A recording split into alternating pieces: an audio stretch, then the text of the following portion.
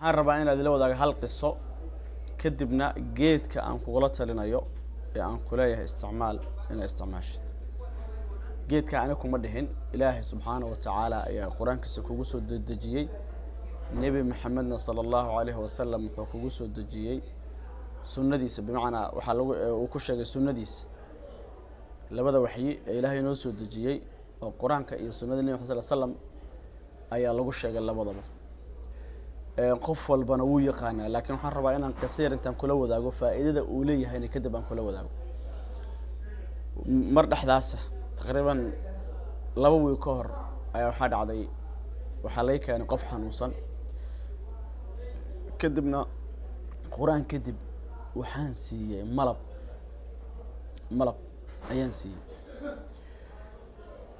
malabkaan siiyay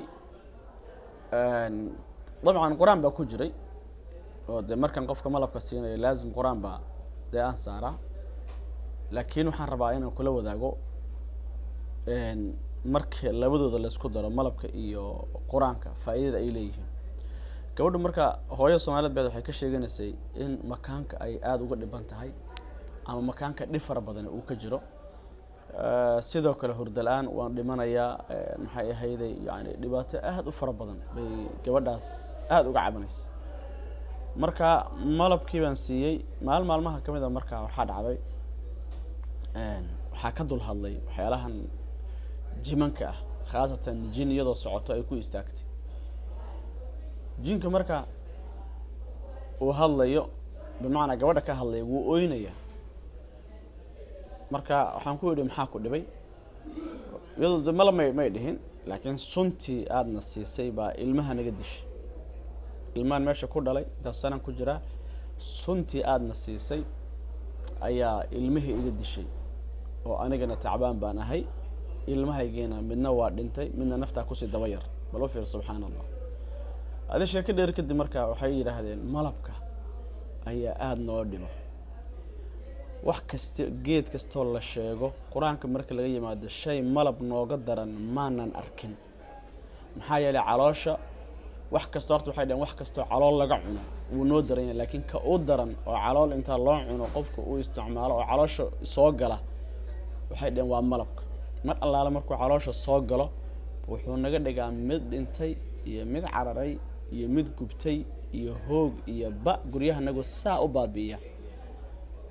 ilaahay subxaanahu wa tacaala u fiirso markuu leeyahay shifaa'u linnaas, war dadku daawo u yahay iyo bal shaydaankana soo cabiray fir ilaahay baan kugu dhaarshay. dad fara badan oo Soomaaliyeed markii ay war malabka isticmaal waxay ku leeyihiin wallahi organic lama helayo, wallahi mid fake maxaa la mid asal lama helayo. walaalkayga muslimka walaashada muslimada fake iyo originalkiisa adigu raadi. laakiin malab waxaan ku hubaa oo waliba uu ku jira maanta aniga xataa kuma dhahayo de ilaahay baa ku yiri.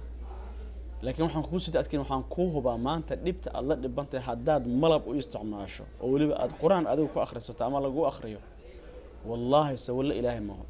waxaan hubaa mudiro kooban gudaheeda inaad ka raysanayso. hadda aan kula hadlaayo hooyo halkan ila joogto waxay ugu tiri gaasaan aad ula dhibanaa, malab baan biyo subax hore ku diiran baan ku qasaa waan cabaabay tir. malab asal baan subax hore biyo ku qasaa waan cabaa, ilaahay alxamdulillah waan kaga caafimaaday tir.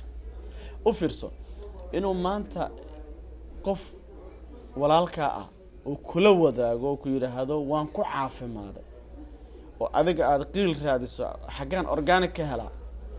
horta jooji cilada jooji. dadka dhan waa saas. hadda tira maanta quraan saar ama maanta diinta ilaahay isku daaway ama isku wuxuu ku leeyahay laazim cilad buu keenayaa. cilada xagga dhig waswaaska iyo waxa xagga iska dhig. maxaa dhib ku haysto? hadda u fiirso gabadhaas in badan dhibanayd, aad u dhibanayd. hurdo ha sheegin, shaqo ha sheegin, shaqo laga soo fadhiisay. wax yar ka hor baan la hadlay, shaqaan buuxiyay. u fiirso ilaahan ku dharshay fiir. wax yar ka hor baan la hadlay, xumala 30 minutes ka hor baan hadda la hadlay inta clipka duubayo. waxay u tir shaqo hadda buuxiyay waana fiicanahay. ilaahay subxaanahu wa tacaala wax loogu mahadiyaa ku jiraatay xanuunkii iyo dhibtii iyo rafaadkii iyo silci iyo balaay haystay meel ka bixin kala sheeg.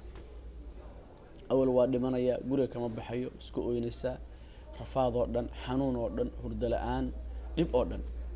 hadda ma fahanti saa darteed walaalahayga muslimiinta meel kasta joogtaan دافها ما شرط كجوج ملبكو وكو داو خاصة قرآن كو آخرس سورة البقرة وليبا سورة اللباد كدر إنسان أنا قف كان كدر إن حنا هاي وسورة قلوحيو قف لجوع العليا مجرى وعم قرآن أما تهل لجوع طفي إلا وح كجرس حتى سلك وح كجرة حتى وح سنوات كجرة بناك أسوس عريس سادرتيت ولا الله هيجا إلهي هيدا بركايو وحاجر مركع ولا الله مريكن إلى جوجو وحاجر ملبو أنت بدن ميلا بدن يالو لكن أنا وحن جعلها ملبك عن كينيو ولا الله هيجا إن اللي قف مسلم أنا هاي بل وحن هو بالله ده كر الله لكن وفي عينه كانوا مركع لا بدن ملب لا بدن والسدري كان هذا عصبي هاي وكان وكر رقيسين هاي كان هذا دين صوم مقدو وكر رقيسين هاي وكان رقيسا كان هو ملبك السدريجا أو بورها كان هو السدريجا عادي جا أو كبورها ما لكن شنو سيد الشيء بحكوا سمي سبنانك لابد واقعي كان أمازون عشان كفيرنا قيمة سواكن $600 فيري $600 كان فيري والله $400 ما لبض هرت قالجا ما لبض أتكو في عساس قالوا يهين مركا الله ما لبض ندين هيا إله إذن كيس ومنه وياه السدرجة لابد بالسدر أيهين لكن مننا كان كرتون كجر مننا كان كجرين ولبا كان كرتون كجرو wax yar baa ka yaalo oo aan ugu tala galay walaalahayga inaan siiyo khaasatan suuratul baqara bariyahan dambe waxaan aad ma sha Allah aan xooga u saaraa ilaa taqriiban 10 juz 5 juz 6 juz wixii aan ka gaarsiin karo walaalaha inaan ugu akhriyo insha Allah taala waana huba hadaa isticmaashin ku liibaanayso marka walaalaha daafaha Mareykan jooga oo soo dalban karta